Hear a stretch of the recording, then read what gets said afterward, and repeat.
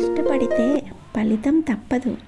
ఒకప్పుడు ఒక చిన్న గ్రామంలో రామయ్య అనే రైతు ఉండేవాడు. అతను ఎంతో శ్రమజీవి. అతని దగ్గర పెద్ద భూమి లేకపోయినా ఉన్న 1 ఎకరా భూమిని ప్రేమగా సాగు చేసుకునేవాడు. ప్రతి ఉదయం సూర్యుడు ఉదయించే లోపే లేచి ఆయన పొలానికి వెళ్ళి పని మొదలుపెట్టేవాడు. వర్షం పడినా ఎండ మండినా పని ఆపేవాడు కాదు. గ్రామంలోని చాలామంది రైతులు వానలపై ఆధారపడేవారు. కానీ రామయ్య మాత్రం తన పొలానికి చిన్న కాలువ తీసుకొని చెరువులో నుంచి నీళ్లు తేవడం మొదలుపెట్టాడు. గ్రామంలో వాళ్ళందరూ నవ్వుతూ ఇలా అన్నారు, ఏంటి ఇంత కష్టపడుతున్నావా? దేవుడు దయ వల్ల మనకి వర్షాలు పడితేనే కదా పంటలు పండేది, నువ్వేంటి ఇలా చేస్తున్నావు అని అందరూ హేళనగా నవ్వుతూ ఉండేవారు.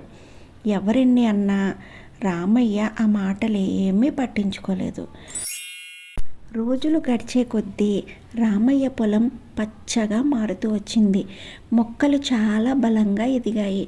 ఇతర రైతుల పొలాలు వర్షం రాక పొడిబారిపోతుంటే రామయ్య పొలం మాత్రం పచ్చగా నిండిపోయింది.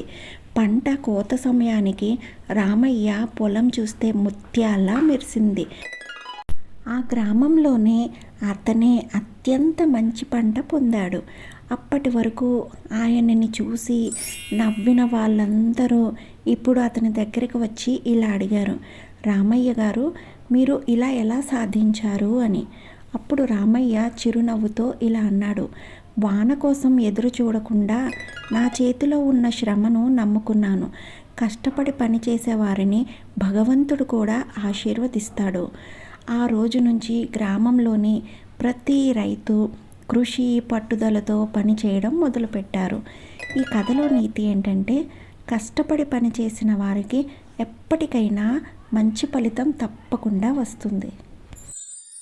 ఈ కథ మీకు నచ్చినట్లయితే please like, share and subscribe my channel and keep supporting me. Thank you.